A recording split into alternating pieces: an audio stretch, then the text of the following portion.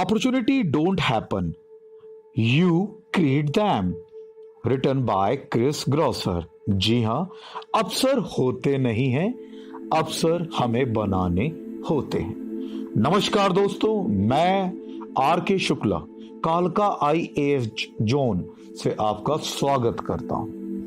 आज एक ऐसी विचारधारा आपके सामने प्रस्तुत करने वाला हूं। अगर आप यूपीएससी एस्पिरेंट हैं और डू और डाई लेकर चल रहे हैं तो शायद आपको एक पल के लिए सोचने पर मजबूर कर देगी। जब कभी भी मैं कुछ न्यूज़पेपर और आर्टिकल पढ़ता हूं तो उनकी हेडिंग, टैगलाइन जिसे हम कहते हैं, पढ़ने के बाद कुछ पल के लिए हम सोचने पर मजबूर हो देते हैं। जैसे How thousands of rotis made by this mother fueled her son UPSC dream. How 75% loss of vision could not keep Jayant from cracking UPSC. How farmer daughter ranked or scored 23rd in UPSC. How? जी हाँ, how man slept on platform overcame poverty to fulfill his dream. How the son of security guard who cracked UPSC in 2015. How the son of a rickshaw driver who cracked the civil service exam at 21 in his first attempt in 2015। दोस्तों, जब ऐसे article लिखे आते हैं और जो उन student aspirants की एक इतिहास लिख देते हैं सुनहरी कलम से, तो समझ में आता है कि जिंदगी में कुछ भी पाना असंभव नहीं है, चाहे कोई अमीर हो या गरीब हो।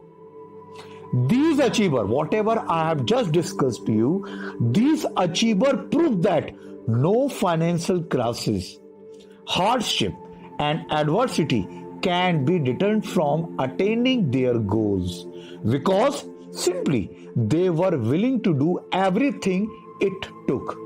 They gave it their best shot, and the result are out of everyone to see.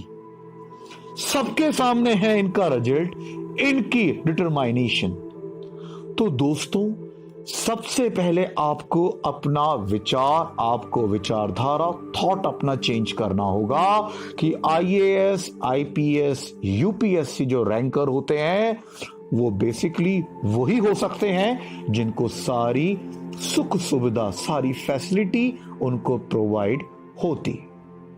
अगर ऐसा होता तो from the 22-year-old IAS student whose mother rolled out thousands of roti to pay for his education to the man who slept on the platform to get free coaching and crack IIT, over the last few years, we have seen candidates who have crushed crippling poverty and found odds to follow their UPSC dream। ये हम कभी भी नहीं सुन पाते, ना पढ़ पाते। दोस्तों, please change your thought. Matter नहीं करता कि आपको फैसिलिटी मिल रही है या नहीं मिल रही है। मैटर नहीं करता कि आप अमीर हैं या गरीब हैं।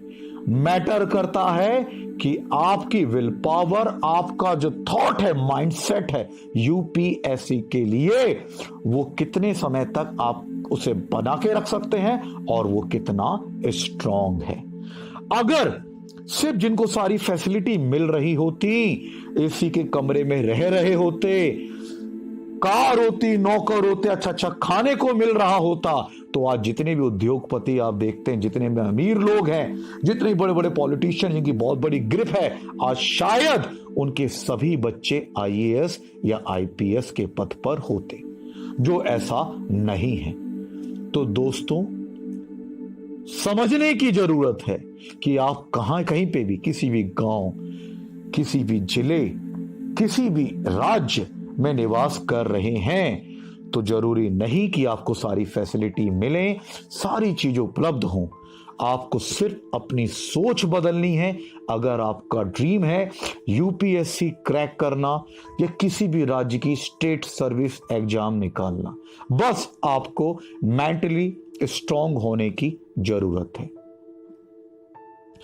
दोस्तों, मैं आर के शुक्ला ये विचार आपके सामने इसलिए लेके आया कि शायद जिन बच्चों की ये सर्कमस्टेंसेस चलते विल पावर, उनके जो थॉट है, स्ट्रांगनेस अगर थोड़ी भी वीक हो रही है, आर्थिक परेशानियों से गुजर रहे हैं, तब भी वो अपना ड्रीम यूपीएससी जो उन्होंने देखा है खुली आंखों से, उसे ना छोड़ दें।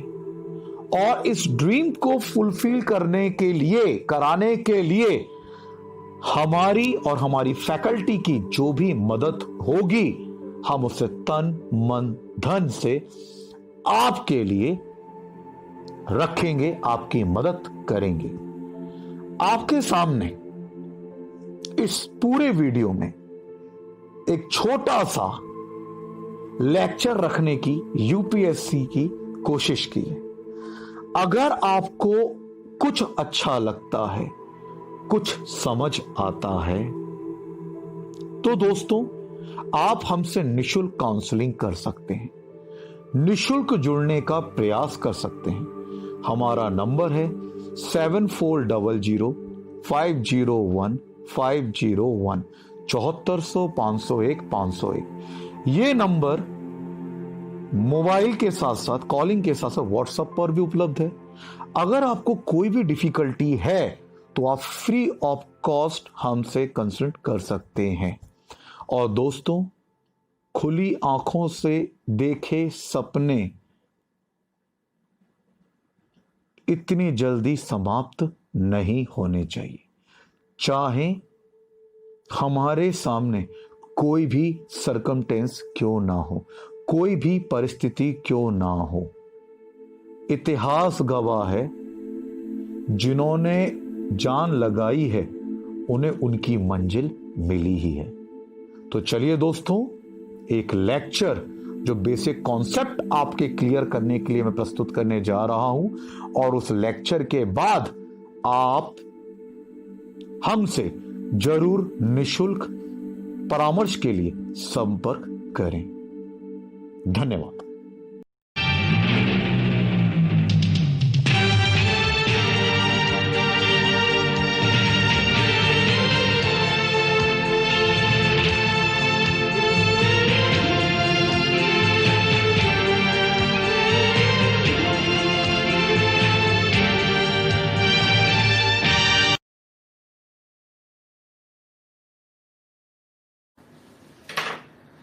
सबसे पहले कॉपी पेन रखिएगा अपने हाथ में, जब मैं कहूंगा तब नोट करेंगे। नोट्स तो मैं भेजता रहूंगा। सबसे पहले बात आती है कि ये जो अर्थशास्त्र है वो है क्या। दूसरी चीज आती है, अभी मैं आपके कमेंट नहीं देख रहा हूं, बाद में देख लिया करूंगा, आप जो प्रॉब्लम आए तो लिख देना। अर्थशास्त्र है क्या? हम अपनी अर्थव्यवस्था का वर्गीकरण किन आधारों पर करते हैं? अर्थशास्त्र, इकोनॉमिक्स के कंपोनेंट्स क्या होते हैं? अर्थव्यवस्था के घटक क्यों होते हैं? क्या होता है स्टेक होल्डर्स, जो कहीं ना कहीं अर्थव्यवस्था को कंट्रोल करने में अपनी महत्वपूर्ण भूमिका अदा करते हैं। तो ये आज मेरा आज का विषय है दोस्तों, ठीक है, जिसमें मैं चर्चा करने वाला हूं। ओके, तो ये जो अर्थव्यवस्था है, अर्थशास्त्र बात करता हूं, प्लीज अभी नोट नहीं करेगा, जब मैं लिखवाऊंगा तब नोट करना, आपका दायित्व, सब लिखेंगे। वैसे मैं नोट्स नहीं दे पाऊंगा इसके, दूसरे तरीके के एक एक पॉइंट आप जरूर लिखेंगे। अभी पहले सुने, हमारी कई प्रकार की गतिविधियां होती हैं, बहुत प्रकार की गतिविधियां होती हैं। गतिविधियां इन द सेंस हमारी क्रियाएं, हमारा प्रोसेस, मेरा हाथ पैर चलना, आपके सामने खड़े होकर पढ़ाना, ये मेरी एक प्रकार की आपका लिखना, ये आपकी एक शैक्षिक गतिविधि है। इससे हम किसमें करते हैं? शैक्षिक गतिविधि में करते हैं। आपके हाथ चल रहे हैं, आप ध्यानपूर्वक मुझे सुनने की कोशिश कर रहे हैं, लिख रहे हैं, ये आपकी एक प्रकार की शैक्षिक गतिविधि है। ओके, ऐसे ही जो शैक्षिक गतिविधि हो गई, खाना खाना एक प्रकार की गतिविधि है, भौतिक गतिविधि है, दैनिक दिनचर्या के काम करना वो अलग गतिविधि है। इसी प्रकार की जब हम पैसे से रिलेटेड कोई भी प्रकार की गतिविधि करते हैं, लेन देन करते हैं, मैं गया, मैंने 2 रुपए की मैगी खरीद ली, 10 रुपए की मैगी खरीद ली, मैं गया, मैंने आलू खरीद लिए 2 किलो, मैंने जो भी चीज खरीदी और उसके बदले में मैंने कुछ पैसा उसको दिया, सामने वाले को दिया, तो ये भी एक प्रकार की गतिविधि कहलाएगी। लेकिन इस गतिविधि को हम कहते हैं आर्थिक गतिविधि, इकोनॉमिक एक्टिविटी। पहले बात आराम समझना भी लिखना नहीं है, पहले समझिए, नहीं तो कुछ समझ में नहीं आएगा। दोस्तों आप कमेंट मत करना, है ना, ऋतु का आखिरी है, ये बंद है ना। देखिए, तो जो हम पैसे से संबंधित, पहले समझे एक एक करके, पैसे से संबंधित, धन से संबंधित मैं अगर बात करूं, धन से संबंधित अगर हम जो भी प्रक्रिया करते हैं उसे हम कहते हैं आर्थिक गतिविधि। क्या कहते हैं उसे? हम आर्थिक गतिविधि कहते हैं, इकोनॉमिक एक्टिविटी कहते हैं। समझ में आया? और ये जो अर्थशास्त्र है, थोड़ा मुझे फास्ट करना पड़ेगा, ध्यान रखिए, ये जो अर्थशास्त्र है, इस अर्थशास्त्र के अंदर ये जो हमने धन से संबंधित क्रिया करी है, ये कोई जानवर तो करेंगे नहीं, कुत्ते बिल्ली पक्षी तो करेंगे नहीं, तो ये कौन करेंगे? मनुष्य करेंगे। मैं इसे ऊपर कर रहा हूं, ठीक है, मनुष्य करेंगे।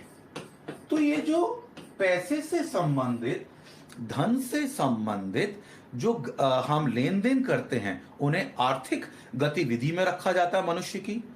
और इस अर्थशास्त्र के अंदर, अर्थशास्त्र एक ऐसी विधा है, एक बहुत अच्छी परिभाषा मैं आपको दे रहा हूं, एक ऐसी विधा मतलब प्रोसेस, विद्या, नॉलेज, परिभाषा, अर्थशास्त्र, नोट कर लीजिएगा प्लीज सब, अर्थशास्त्र एक ऐसी विधा है, प्लीज नोट कर लीजिए, अर्थशास्त्र एक ऐसी विधा है, विधा है जिसमें मनुष्य की आर्थिक गतिविधियों का अध्ययन, नोट करें, अर्थशास्त्र एक ऐसी विधा है जिसमें मनुष्य की आर्थिक गतिविधियों का अध्ययन,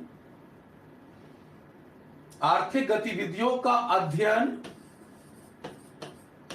एवं विश्लेषण किया जाता है, एनालाइज किया जाता है, विश्लेषण किया जाता है।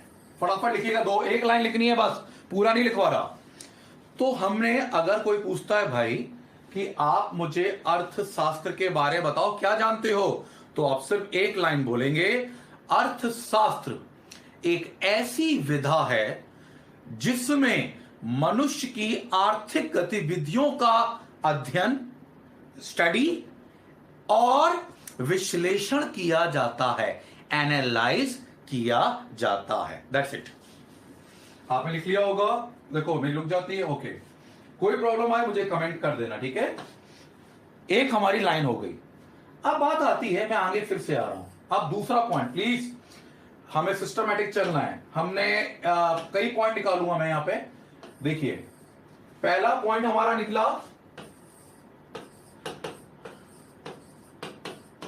विश्लेषण और अध्ययन, ठीक है। अर्थशास्त्र क्या है, ओके।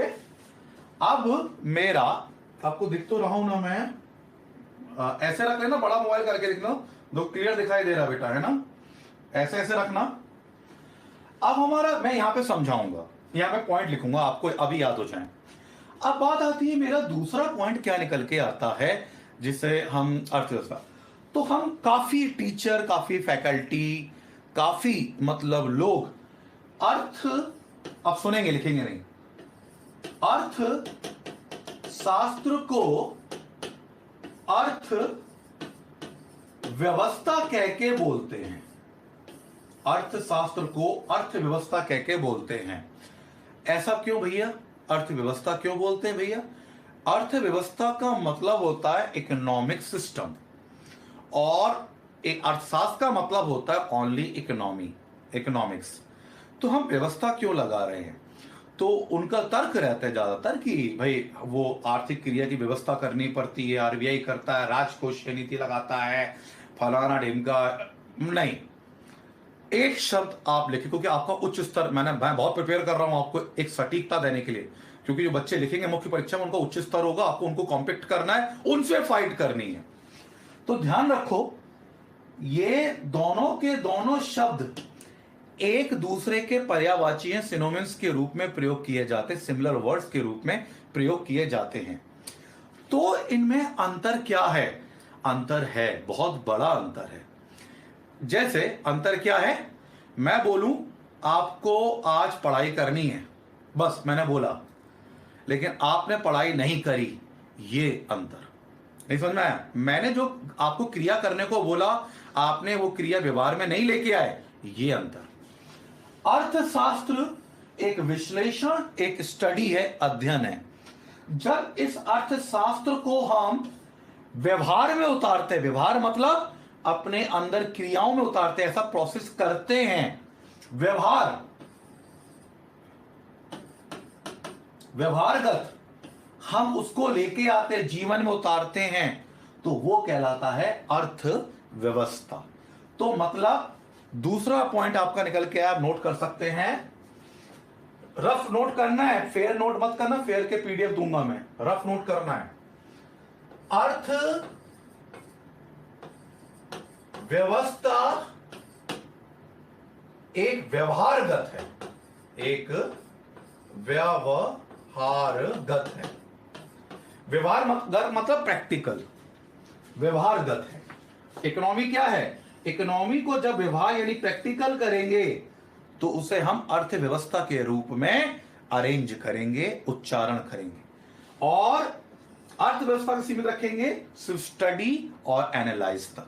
चलिए, तो मेरे दो पॉइंट निकल के आए, बहुत अच्छे है ना, आपका फिर ऋतु का आखिरी अभी है ना, विश्लेषण और अर्थव्यवस्था, ठीक है। तो आपको अर्थव्यवस्था की परिभाषा डेफिनेशन बहुत अच्छे समझ में आ गई होगी, और अर्थव्यवस्था को डिफाइन करना भी समझ में आ गया होगा। विश्लेषण करना, मनुष्य की आर्थिक क्रियाओं का विश्लेषण करना, अध्ययन करना अर्थशास्त्र कहलाता है। और अर्थशास्त्र को जब हम अपने व्यवहार में लेके आते हैं, प्रैक्टिकल में करते हैं, उसे हम अर्थव्यवस्था कहकर बोलते हैं। ओके, ये मेरा खत्म हो गया, ये मेरा सेगमेंट था परिभाषा समझाना कि अर्थशास्त्र है क्या। अब आता है हमारा दूसरा, अर्थशास्त्र किसी भी देश की इकोनॉमी में क्या प्रभाव डालता है, और यह जरूरी क्यों है, वाई इट्स इंपॉर्टेंट। फालतू नहीं लिखना, कुछ उल्टा से लिखो काट देगा, आप एमए और बीए के पेपर नहीं देने जा रहे हो, है ना। इसकी सिग्निफिकेंस, रूल्स, इंपॉर्टेंट रोल क्या है, why it's mandatory to all countries economy, है ना।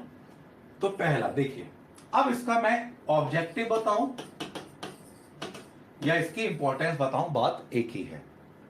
देखिए, हमारे जो अभी समझ में आ रहा है, बहुत आराम समझा रहा हूं। अर्थव्यवस्था का उद्देश्य क्या है, जरूरी क्या है, समझ में आया। ये जो अर्थव्यवस्था है, ये तीन के इर्द गिर्द घूमती रहती है। पहली होती है कृषि, दूसरा होता है उद्योग, और तीसरा होता है व्यापार।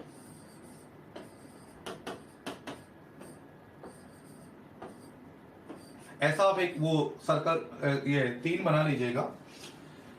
अर्थव्यवस्था जो होती है वो 3 से अंतर संबंधित होती है, इंटर रिलेटेड होती है। एक होती है कृषि से, एक होती है उद्योगों से, और एक होती है व्यापार से। 3 हमारा सर्कमटेंसेस चलते हैं, कृषि, उद्योग और व्यापार। मेरी बात समझ में आ रहा है? 3 चीज, मैं इसका उद्देश्य समझा रहा हूं, ये आप ड्रॉ कर लेना, कृषि, उद्योग और व्यापार, एग्रीकल्चर, इंडस्ट्रीज एंड ट्रेडर्स, जो भी हैं, बिजनेस। अब बात आती है ये जो हमारे तीनों मतलब क्षेत्र है, 1 2 3, ठीक है, ये तभी सुचारू रूप से चलेंगे, कृषि भी चलेगा, व्यापार भी चलेगा, उद्योग भी चलेगा। कब चलेगा? जब उसमें अर्थव्यवस्था होगी। तो भैया ये अर्थव्यवस्था जब होगी तो कृषि भी रन करेगा, उद्योग भी रन करेगा, व्यापार भी रन करेगा। तो ये अर्थव्यवस्था इसमें क्या करेगी?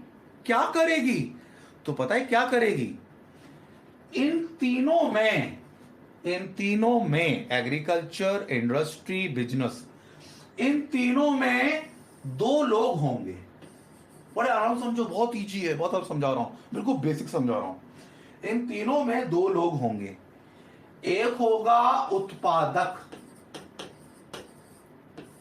और एक होगा उपभोक्ता, कंज्यूमर और प्रोड्यूसर। उत्पादक, प्रोड्यूसर, और एक होगा उपभोक्ता,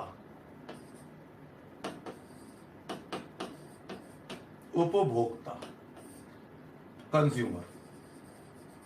ठीक है भाई, ये जो तीनों चक्र हैं, किसान कृषि करता है तो वो उत्पादक कहलाएगा, उसका धान इंडस्ट्री अगर उससे खरीदती है शुगर केन, चीनी बनाने के लिए, वो उपभोक्ता कहलाएगी। व्यापार जो बनाएगा वो प्रोड्यूसर कहलाता है, जो उसे कंज्यूम करता, उपभोग करता है, वो उपभोक्ता कहलाता है। ये तो बहुत छोटी चीज है, बचपन से आपको मालूम है। तो ये तीनों जो चक्र हैं, कृषि, उद्योग और व्यापार, हमारे अर्थशास्त्रियों ने तीनों चक्र को ही डिवाइड किया है। शुरू में अगर बेसिक से बात करें तो कृषि, उद्योग और व्यापार में 2 प्रकार के लोग छुपे होते हैं, उत्पादक और उपभोक्ता। समझ में आया? अब ये जो लोग होते हैं, ये 2 लोग होते हैं, इनके अलग अलग उद्देश्य होते हैं। उत्पादक सोचता है ज्यादा से ज्यादा लाभ कमाऊं। समझ में आया? ज्यादा से ज्यादा लाभ कमाऊं। भाई कोई व्यापारी सोचेगा ज्यादा से ज्यादा लाभ कमाऊं, ज्यादा से ज्यादा लाभ कमाऊं, ज्यादा से ज्यादा उत्पादन करूं, ज्यादा से ज्यादा लाभ कमाऊं, ज्यादा से ज्यादा उत्पादन करूं। उपभोक्ता सोचेगा, उपभोक्ता थोड़ा सोचेगा ज्यादा खरीद के रखूं, सड़ जाएगा।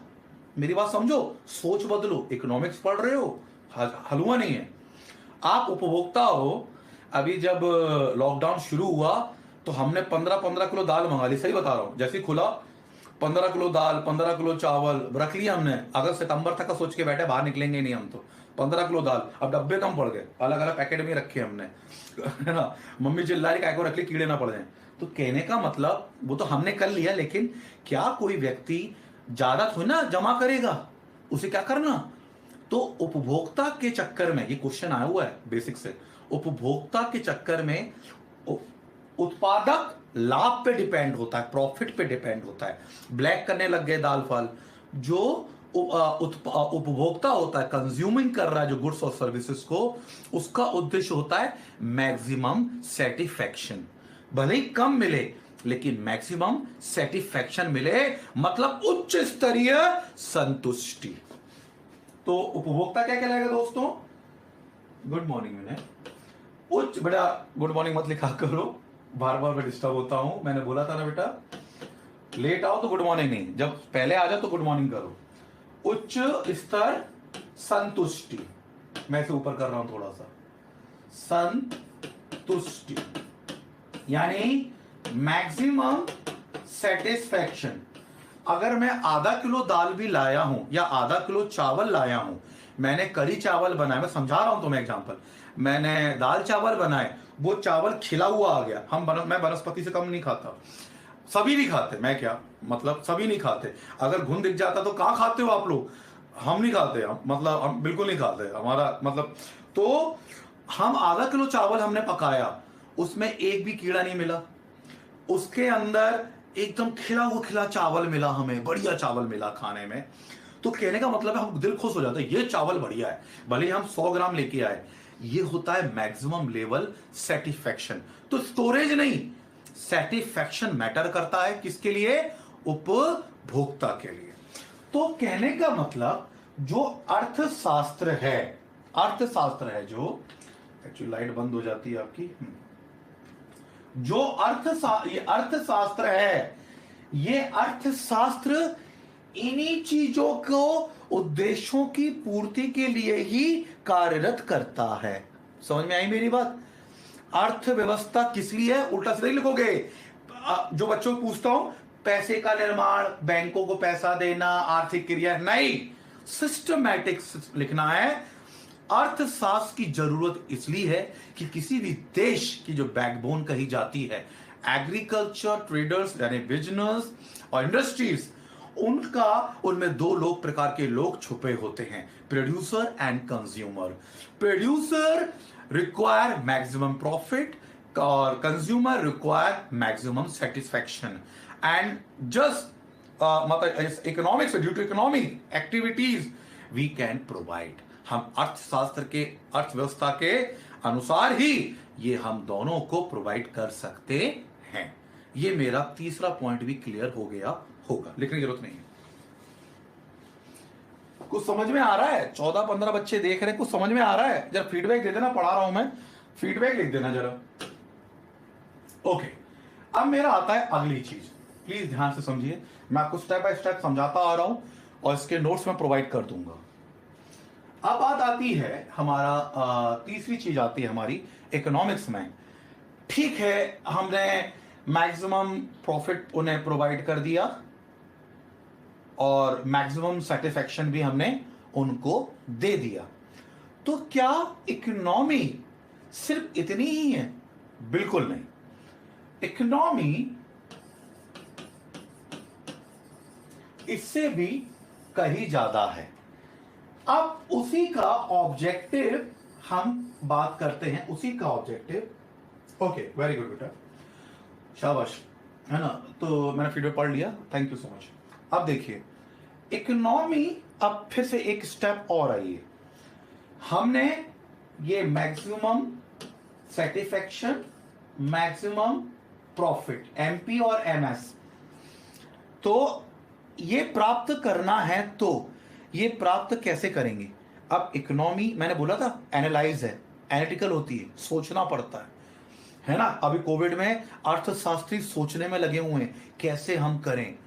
तो ये एमएस और एमपी यानी मैक्सिमम प्रॉफिट, मैक्सिमम सेटिस्फैक्शन कैसे प्रोवाइड करेंगे, इकोनॉमी क्या करेगी, कैसे प्रोवाइड करेगी, ये मैटर करता है। तो इसको प्रोवाइड करने के लिए इकोनॉमी हमारी हेल्प करती है ये अपने रिसोर्सेस पे। किस पे? रिसोर्सेस। जब संसाधन रिसोर्सेस, RESOURCE, रिसोर्सेस, ठीक है दोस्तों? अब देखो संसाधन क्या होते हैं, ये हमारा अगर भारत देश है, इसके अंदर उपजाऊ मिट्टी होगी तभी तो कृषि अच्छी होगी, हाँ या ना? पेड़ पौधे, वन ज्यादा होंगे, वन मतलब फॉरेस्ट होंगे तो कागज का बिजनेस बढ़ेगा, कागज का उत्पादन बढ़ेगा। जमीन अच्छी होगी तो कृषि क्षेत्र तरक्की करेगा, यस और नो? पानी की नदियां होंगी तो हमें बिजली अच्छी मिलेगी, हाइड्रो इलेक्ट्रिसिटी हम प्रोड्यूस कर सकते हैं, बांध बना सकते हैं, सिंचाई कर सकते हैं। इन्हें कहते हैं संसाधन। संसाधन को हमेशा हम प्राकृतिक रूप से देखते हैं, कृत्रिम रूप से नहीं देखते, आर्टिफिशियल संसाधन नहीं माने जाते। संसाधन माने जाते हैं प्राकृतिक रूप से, समझ में आया? उनको हम चेंज करते हैं तब हम अपने यूटिलाइज में करते हैं। जैसे मेरा फ्रिज एक संसाधन है, तो वो कृत्रिम है, वो ठंडा पानी कर रहा है, तो उसे नहीं कहेंगे संसाधन। जर्नली हम प्राकृतिक यानी नेचुरल रिसोर्सेज को कंसीडर करते हैं, ये ध्यान रखना। हवा, पानी, मिट्टी, खनिज पदार्थ, कोयला, कोयला होगा तो हम बिजली बनाते हैं। भारत में सबसे ज्यादा बिजली बनाई जाती है वो कोयले से बनाई जाती है, ठीक है? तो कहने का मतलब है कि ये जो संसाधन होते हैं, ये अब देखो, अब मैंने बोला मैक्सिमम सेटिस्फेक्शन, मैक्सिमम प्रॉफिट। तो इकोनॉमी ने क्या करेगी? इकोनॉमी वो तो ठीक है, उसे लेके आना, लेकिन कैसे लेके आएगी? तो हमने लगाई इकोनॉमी। इकोनॉमी मतलब मनुष्य की आर्थिक गतिविधियों का अध्ययन के साथ साथ जो किसी भी देश, भारत की नहीं, किसी भी देश के जो रिसोर्सेज हैं, संसाधन है, उनका सही प्रकार से दोहन करना। दोहन मतलब ऑप्टिमाइजेशन, उनका प्रयोग करना भी अर्थशास्त्र, अर्थव्यवस्था का दायित्व बनता है। समझ में आया? और जैसे ह्यूमन रिसोर्सेज, हम भी एक संसाधन है प्राकृतिक, हम भी एक संसाधन है। एचआरडी डिपार्टमेंट होता है, वो हमें काम देता है, हमारे पे ध्यान दिया जाता है।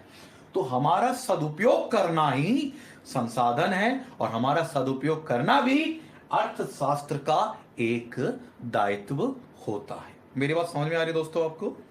तो कहने का मतलब इकोनॉमिक्स एमएस और एमपी तभी प्रोवाइड कर सकती है जब इकोनॉमिक्स से एनालाइज किया जाए किसी भी इकोनॉमी के अंदर उसके रिसोर्सेस का और उसके संसाधनों का सही प्रकार से क्या हो, दोहन हो सके। समझ में आया? लिखने की जरूरत नहीं है। समझ में आया? अब मैं तीसरी स्टेज आता हूं, मैंने आपको समझाया। अब एक लाइन आप सब लिखेंगे, एक लाइन जो मैं आपको पहले समझाऊंगा।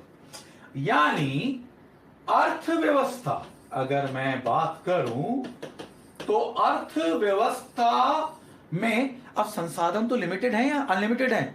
लिमिटेड है। हम क्यों कहते हैं पानी खत्म हो जाएगा, बूंद बूंद बचाओ? हम क्यों कहते हैं कोयला खत्म हो जाएगा, आने वाली जनरेशन को नहीं मिलेगा? हम क्यों कहते हैं वनस्पति खत्म हो रही है, जीव जंतु खत्म हो रहे हैं? या सुनो, पेट्रोल खत्म हो रहा है जो हम यूज कर रहे हैं, क्योंकि जो हमारे संसाधन हैं वो लिमिटेड हैं। जीव जंतु संसाधन नहीं है, ध्यान रखना। जीव जंतु इन संसाधनों को दोहन के चलते प्रभाव हो रहा है उनका क्षेत्र, और वो खत्म हो रहे हैं। तो इससे परोक्ष रूप से वो भी इफेक्टेड हो रहे हैं, पूरी पृथ्वी इफेक्टेड, इसलिए मैंने उनका नाम लिया। तो पेट्रोल खत्म हो जाएगा, पानी खत्म हो जाएगा, मट्टी खत्म हो जाएगी। मट्टी खत्म हो जाएगी, 10,000 साल लगते हैं 1 सेंटीमीटर मट्टी बनने में, उपजाऊ मट्टी बनने में 10,000 साल, और खत्म होने में 1 सेकंड भी नहीं लगता। अपर्दन, वेदरिंग के कारण, अपर्दन के कारण, बहुत सारे इरोजन। तो अर्थव्यवस्था क्या है? रचना का आखिरी मैसेज है ना। अर्थव्यवस्था क्या है? तो कहने का मतलब हमारे सीमित संसाधन है। हाँ या ना? सीमित संसाधन है, लिखने की जरूरत नहीं है। सीमित संसाधन है, ये थोड़ा पेट्रोल फैलाऊं। अब मैं कल से मैं पेट्रोल से धोऊंगा, क्योंकि पेट्रोल से दाग चले जाते हैं, पेट्रोल से दाग चले जाते हैं, कहते सफाई अच्छी हो जाती है। सही में मैं कल पेट्रोल से धोऊंगा, मैं तो पानी इतना फैलाऊंगा कि पूरा पूरा तालाब भर दूंगा हर दिन, और हर दिन ड्रेन करूंगा। ऐसा नहीं कर सकते, संसाधन लिमिटेड है। तो अर्थव्यवस्था क्या करती है, अर्थशास्त्र क्या करता है? हमारे सीमित संसाधन, हमारे सीमित संसाधनों से, नोट कर लीजिएगा, हमारे सीमित लिमिटेड रिसोर्सेज से, हमारे सीमित संसाधनों से असीमित आवश्यकताओं की पूर्ति करना ही तो अर्थव्यवस्था है यार। सीमित संसाधनों से असीमित आवश्यकताओं,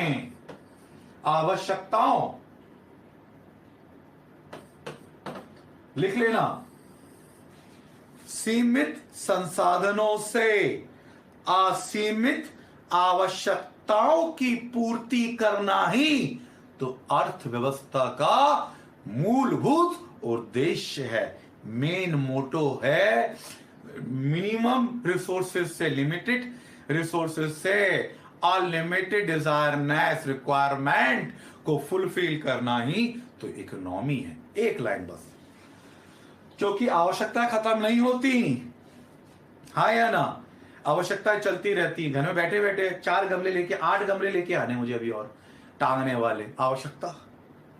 कल बोतल काट दी हमने, जो फिनाइल की बोतल आती है, अब हम पोछा लगा रहे हैं तो 1 हफ्ते में खत्म होगी। मैं ही लगा रहा हूँ पोछा डंडे वाले से, नीचे झुका नहीं जाता, आदत नहीं है। डंडा पकड़ा, बाइया तो आ नहीं रही, डाली फिनाइल और घिटने लग गए, शुरू कर दिया डंडे से झुका ना जाए तो फिनाइल। तो हमने क्या करा तो कहने का मतलब, जैसे जैसे व्यक्ति प्रोग्रेस करता है, जैसे जैसे व्यक्ति औद्योगिकरण की ओर जाता है, जैसे जैसे व्यक्ति एमपी और एमएस टच करता है, समझ में आ रहा है, उसकी आवश्यकताएं बढ़ती हैं, लेकिन रिसोर्सेज नहीं बढ़ते। तो लिमिटेड रिसोर्सेज से अनलिमिटेड रिक्वायरमेंट, आवश्यकता को कवर अप करना ही अर्थव्यवस्था कहलाती है, अर्थशास्त्र का एक मूलभूत उद्देश्य कहलाता है। ओके, चलिए अब ये हो गया बस। तो दोस्तों, आपने अर्थव्यवस्था समझी, खत्म नहीं हुआ, अभी तो शुरू हुआ है।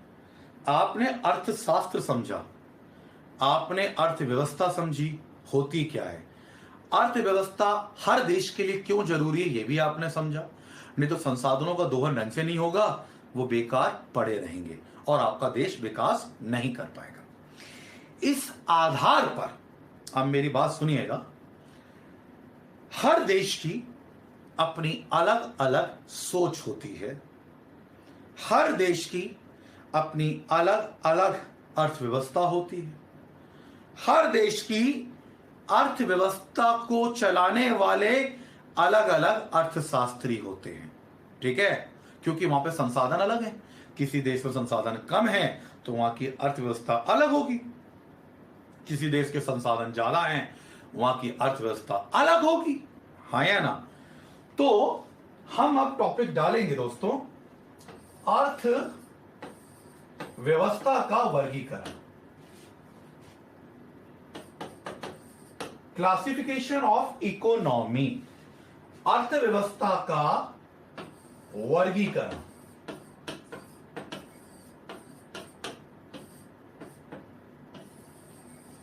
ठीक है, अब थोड़ा हेडेक हो रहा है एक्चुअली, पता नहीं क्या हो गया, गर्मी के कारण हुआ है, क्या हुआ है वो कल से चल रहा है, क्रोसिन खाली। एनीवे,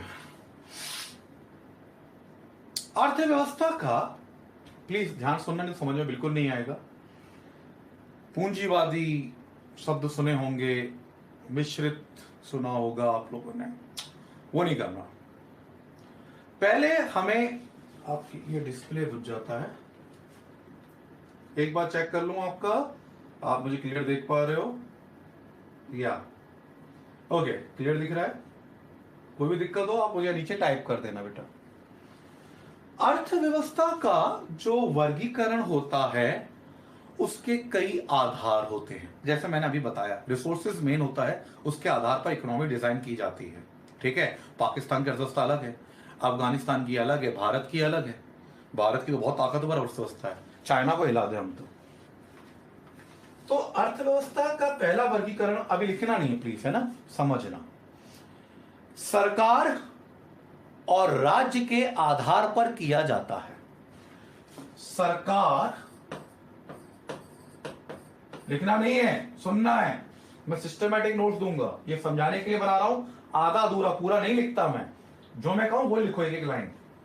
सरकार एवं राज्य के आधार पर किया जाता है। अर्थव्यवस्था का जो वर्गीकरण है दूसरा, वो विकास की रणनीति के आधार पर किया जाता है। आप ऐसे लिखेंगे, जिन्होंने इकोनॉमिक्स लिया है मुख्य परीक्षा में, आईएएस में, आप ऐसे लिखेंगे, मुख्य परीक्षा एमपीपीएससी में ऐसे लिखेंगे, क्वेश्चन आएंगे सब ऐसे लिखेंगे। सरकार एवं राज्य के आधार पर, विकास की रणनीति के आधार पर। तीसरा जो वर्गीकरण किया जाता है, स्ट्रेटेजी, डेवलपमेंट स्ट्रेटेजी के अकॉर्डिंग, विकास की अवस्था के आधार पर। स्टेज, देखिए जो हमारी स्टेजेस होती हैं, अल्प विकसित, विकासशील, emerging economy, new emerging economy, developed economy, there are few base, उनकी स्टेजेस होती हैं। बेसिकली जो इकोनॉमिक्स होती हैं और अपना चक्र है, मैं बहुत सारे कर्व्स के नाम आपके सामने ले सकता हूँ। स्टीफन का सबसे मेरा फेवरेट कर्व है, आगे चल के मैं उसको डिस्कस करूंगा। एक लड़की आती थी हमारे पढ़ने के लिए, यूजीसी की तैयारी कर रही थी अर्थव्यवस्था की, तो उससे बड़ा डाउट था उसमें, तब से मेरा प्रिय बना वो कर्व। तो हमारी अर्थव्यवस्था को 3 चक्रों में रखा जाता है। कितने चक्र हैं? 3। ये क्वेश्चन डायरेक्ट आता है कि किसी भी देश की अर्थव्यवस्था को विकास के आधार पर कितने चक्रों में रखा जा सकता है। तो 3 चक्र होते हैं, याद रखना। 3 साइकिल्स होती हैं, 3 स्टेजेस होती हैं, अवस्थाएं होती हैं, जो मैं लिखा है। मैं बताऊंगा, सब कुछ समझाऊंगा। 3 अवस्थाएं होती हैं। पहली अवस्था हमारी होती है जो डेवलप हो रहे होते हैं, दूसरी में जो है वो और ज्यादा डेवलप हो गए, तीसरे में और डेवलप हो गए, उनका एक आधार होता है। तो ये जो मैंने ऑब्जेक्टिव लिखा है अभी आपके सामने, तो विकास की अवस्था, ये उन्हीं में 3 चक्रों की बात करने की कोशिश कर रहा हूं।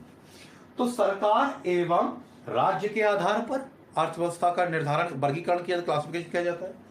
विकास की रणनीति के आधार पर किया जाता है। विकास की अवस्था के आधार पर किया जाता है। चौथा, वैश्विक ग्लोबल इंटर रिलेशन के आधार पर किया जाता है कि हमारे देशों के साथ संबंध कैसे हैं। वैश्विक अंतर्निहित संबंधों के आधार पर भी किया जाता है। समझ में आ रहा है? तो ये जो हमारी अर्थव्यवस्था है, उसके अकॉर्डिंग अब मैं आगे बढ़ूंगा। ठीक है?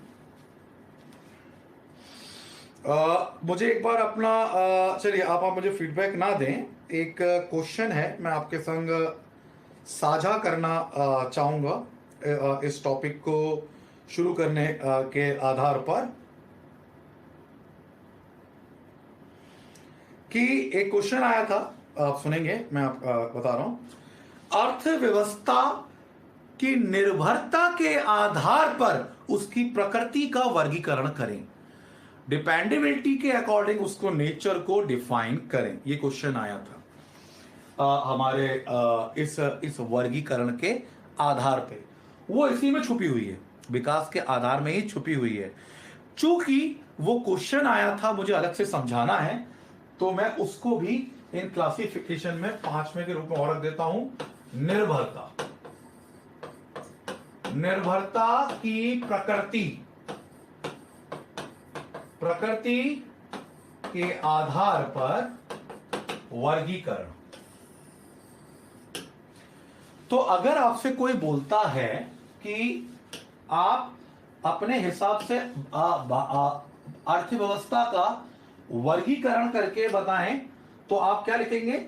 डायरेक्टली पूंजीवादी लिखोगे तो बेवकूफ बन जाओगे। आप सिस्टमैटिक लिखोगे कि हमारे इकोनॉमी को क्लासिफाइड करने के लिए कई आधार मौजूद हैं, 1 2 3 4 5, जिसमें सरकार एवं राज्य का वर्गीकरण, विकास की रणनीति, अवस्था, वैश्विक संबंध, निर्भरता, ये 5 आधार आप लिख दीजिएगा। ये आधार इसी के अंतर्गत आता है, लेकिन अलग से आप लिखोगे तो कोई जस्टिफाई, मतलब बिल्कुल जस्टिफाई माना जाएगा। तो पहला मैं करता हूं सरकार एवं राज्य के आधार पर वर्गीकरण। देखो, ओरल बताता हूं। समाजवादी अर्थव्यवस्था, पूंजीवादी अर्थव्यवस्था, ये सबको मालूम है ना, 1000 बार पढ़ाया है। ये पता होना कोई बड़ी बात नहीं होती कि समाजवादी पूंजीवादी क्या होती है, लेसेज फेयर क्या होती है। समझो मैं क्या बताना चाह रहा हूं एक्स्ट्रा, जो नए स्टूडेंट को बेसिक से। देखो, अर्थव्यवस्था का वर्गीकरण कितने छुपे हैं। समाजवादी अर्थव्यवस्था, पूंजीवादी अर्थव्यवस्था, मिश्रित अर्थव्यवस्था, बंद अर्थव्यवस्था, खुली अर्थव्यवस्था, परस्पर निर्भर अवस्था, निर्भर अवस्था, अंतर्निर्भर अवस्था, अल्प विकसित अर्थव्यवस्था, विकासशील अर्थव्यवस्था, विकसित अर्थव्यवस्था। 12 पॉइंट आ गए। ये सारे के सारे 12 पॉइंट ये इनके अंदर छुपे हुए हैं। तो आप सिर्फ जब क्लास अर्थव्यवस्था का वर्गीकरण करेंगे तो आप इन्हीं पॉइंट के अकॉर्डिंग उसको वर्गीकरण करने की कोशिश करेंगे। ठीक है, ठीक है। देखो, तो मैं क्या करता हूं, थोड़ा सा इसे इधर करता हूं।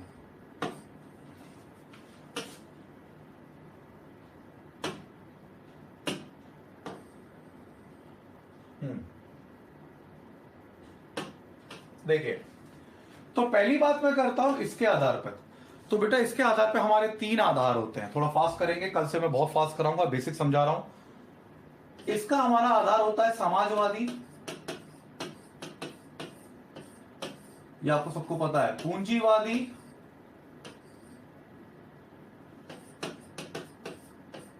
और मिश्रित।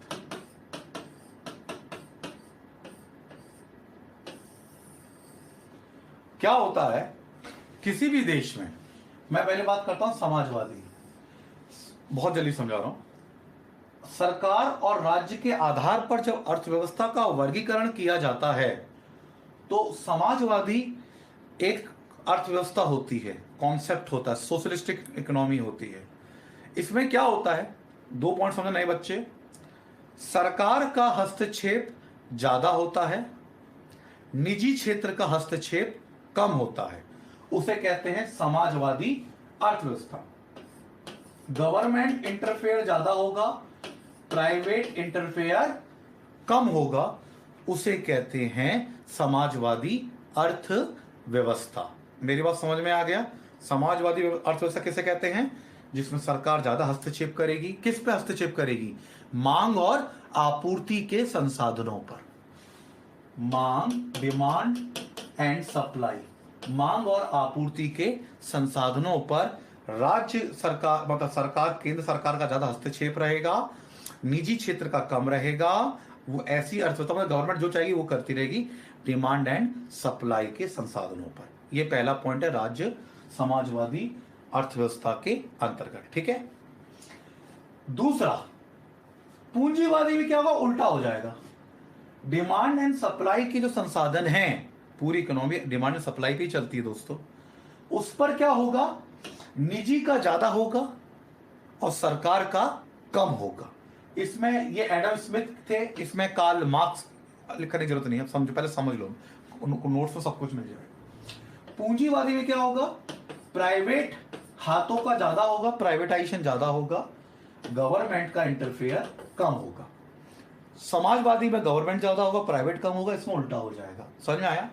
इस कॉन्सेप्ट को कहते हैं, पूंजीवादी कॉन्सेप्ट को कहते हैं हम laces fair, laces fair concept कहते हैं। ये एडम स्मिथ ने दिया था, स्कॉटलैंड के रहने वाले थे, द वेल्थ ऑफ नेशन की किताब थी। अभी मैं नोट्स में दे दूंगा, ये जो रटने वाली चीजें मैं नोट्स में दे दूंगा, समझा रहा हूं। तो लेसेज फेयर का मतलब होता है सरकार का हस्तक्षेप कम होना, निजी क्षेत्र का हस्तक्षेप ज्यादा होना। ठीक है। अब आती है पूंजीवाद, मिश्रित। मिश्रित का मतलब होता है, मैं तुम्हें इंपॉर्टेंट चीज बताऊंगा अभी जो किसी को नहीं मालूम। मिश्रित का मतलब होता है दोनों गुण। मिश्रित मतलब गड्ढे मड्ढे, मिक्स।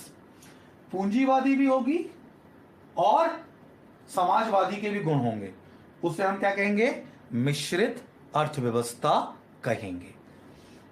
ठीक है। जो नीतू और नए बच्चे पढ़ रहे हैं, सरकार एवं राज्य के आधार पर 3 प्रकार की होती है, समाजवादी, पूंजीवादी और मिश्रित। समाजवादी सरकार का ज्यादा हस्तक्षेप, निजी का कम। पूंजीवादी निजी का ज्यादा, सरकार का कम, लेसेज फेयर कॉन्सेप्ट। और तीसरा मिश्रित, यानी समाजवादी और पूंजीवादी दोनों के मिले जुले गुण को हम मिश्रित कहते हैं। समझ में आया?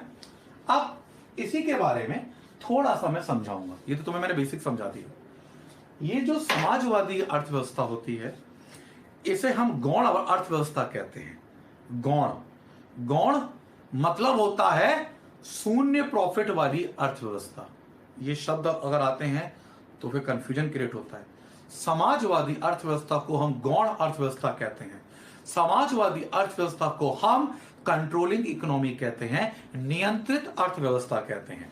कल को अगर नियंत्रित अर्थव्यवस्था आपके सामने परीक्षा में आती है तो आप घबराइएगा नहीं, सर ने तो बताया ही नहीं था।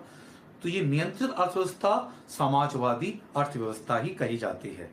इसका उद्देश्य प्रॉफिट कमाना नहीं होता, इसका उद्देश्य राज्य सरकार और मोदी जी का उद्देश्य अभी प्रॉफिट कमाना तो नहीं है कि मैं पैसा भरूं। उनका उद्देश्य क्या है? जन कल्याण। समाजवादी अर्थव्यवस्था का मुख्य उद्देश्य होता है सोशल वेलफेयर, जन कल्याण। सरकार रोड बनाती है, पुल बनाती है, शौचालय बनाती है, लॉकडाउन कर रही है, लोगों को बचा रही है, खाना मुफ्त दे रही है, सब्सिडी दे रही है। क्यों दे रही है? ये एक जन कल्याण वाली अर्थव्यवस्था है। मेरी बात समझिएगा। सरकार का नियंत्रण है काफी हद तक हमारी इकोनॉमी में। चाइना की कंपनियों पे विराम लगा दिए, एफडीआई को कंट्रोल कर दिया।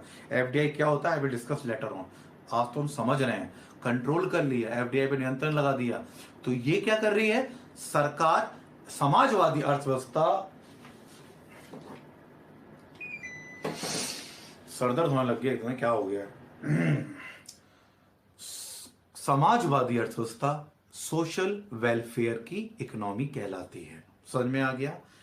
इक्वल डिस्ट्रीब्यूशन इसका मुख्य उद्देश्य है, यानी जो भी संसाधन हैं देश के, उनका समान रूप से वितरण हो सके, सभी लोगों तक पहुंचाया जा सके, मुट्ठी भर लोगों तक ना हो, वो विशेषता है समाजवादी अर्थव्यवस्था की। ठीक है। पूंजीवादी लाभ वाली अर्थव्यवस्था है। सरकार को रेवेन्यू से मतलब होता है, निजी क्षेत्र अपनी चीजें वसूलते हैं, महंगी करते हैं, अपने हिसाब से चीजें वसूलते हैं, सब कुछ अपने हिसाब से वो करते हैं। ये हमारी जो अर्थव्यवस्था होती है पूंजीवादी, ये लाभ की अर्थव्यवस्था होती है।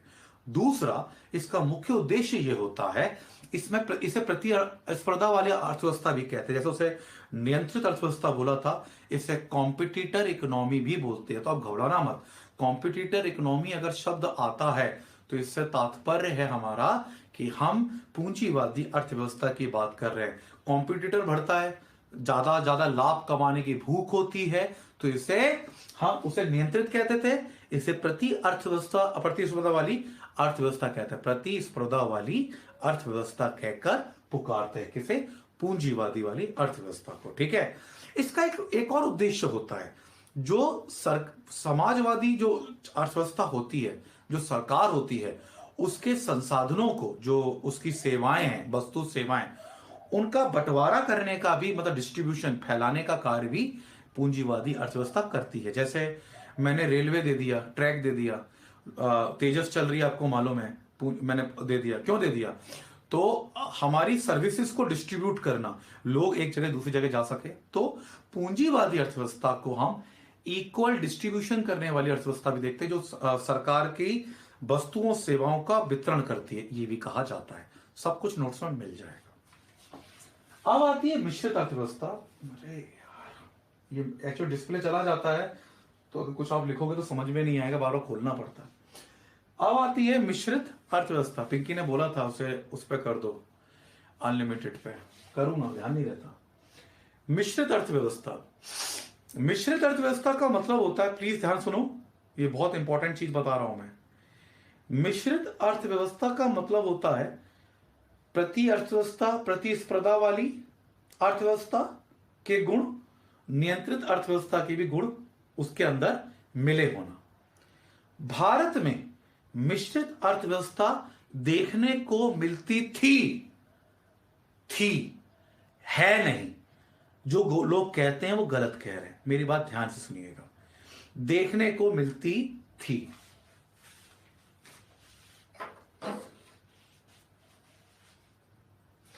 नाइनटीन 1991 से पहले जो भारत की अर्थव्यवस्था थी, वो बेसिकली एक मिश्रित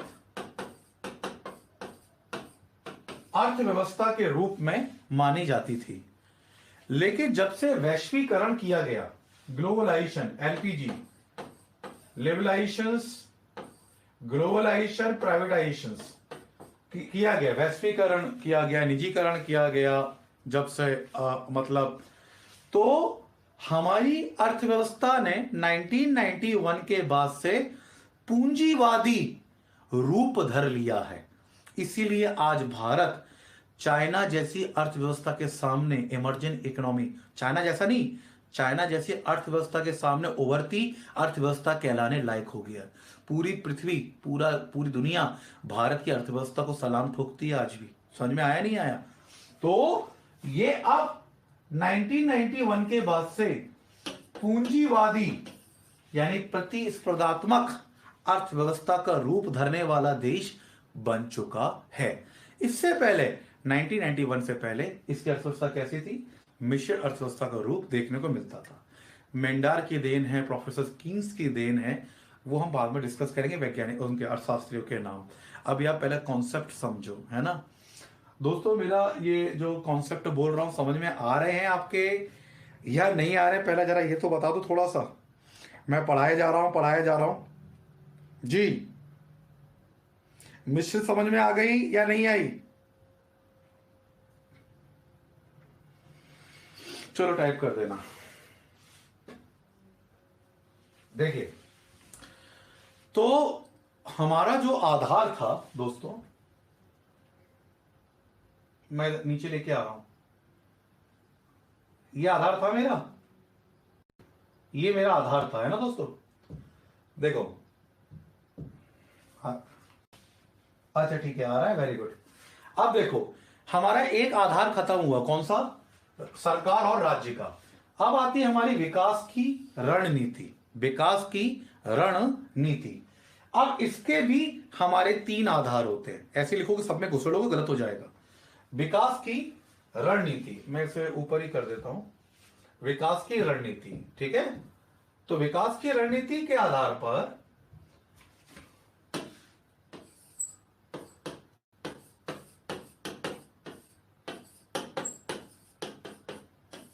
विकास की रणनीति के आधार पर हम 2 प्रकार की करते हैं, योजनाबद्ध प्लानिंग से, योजनाबद्ध और गैर योजनाबद्ध।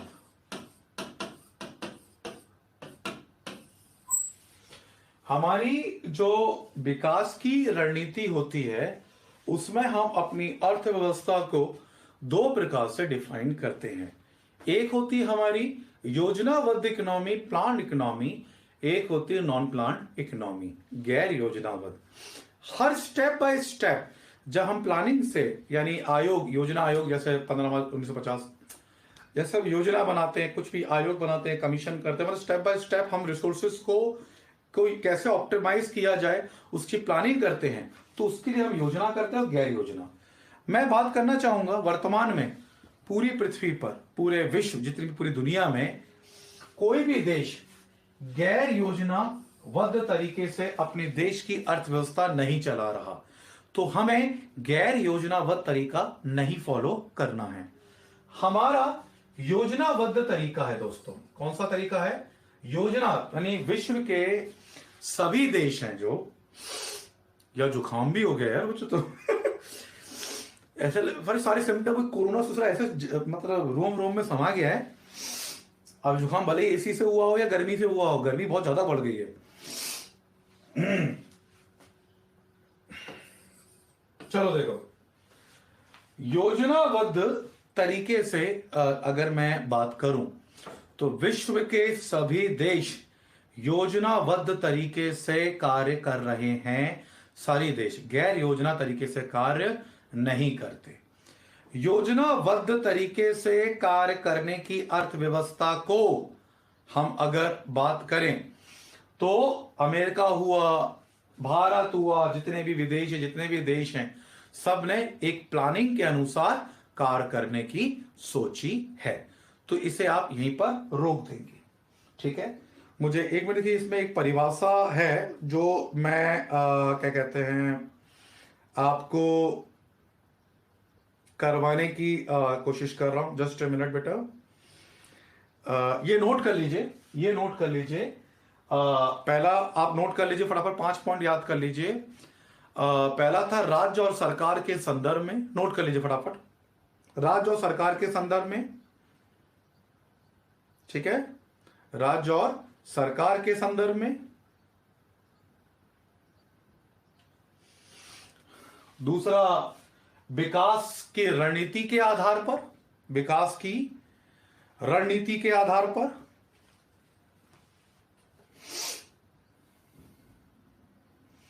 जिसमें वो 3 हो गई थी हमारी, और इसमें कितनी है, योजनाबद्ध और गैर योजना, ये लिखने की जरूरत नहीं है, विकास की रणनीति के आधार पर लिखिए बस।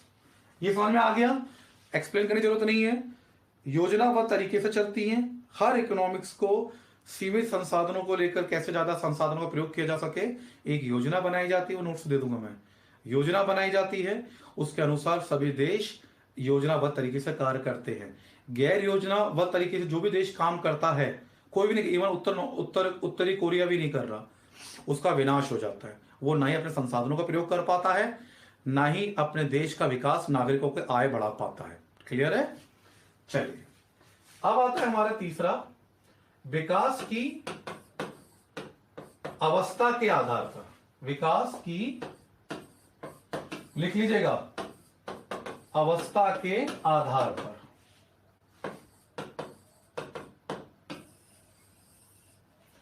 बहुत इंपॉर्टेंट है यार, ये टॉपिक खत्म हो जाएगा मेरा अभी।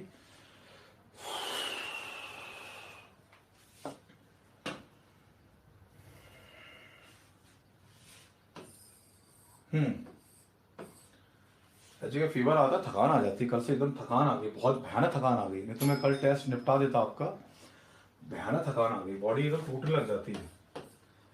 विकास अवस्था के आधार पर विकसित, लिखने की जरूरत नहीं है, विकसित अर्थव्यवस्था,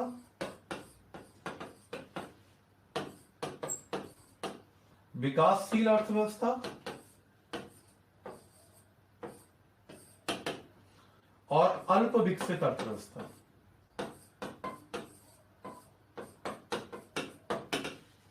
ये 3 वर्गीकरण हैं। ठीक है दोस्तों, हमारे जो अवस्था है, बहुत इंपॉर्टेंट टॉपिक है ये, समझना क्या चीज है।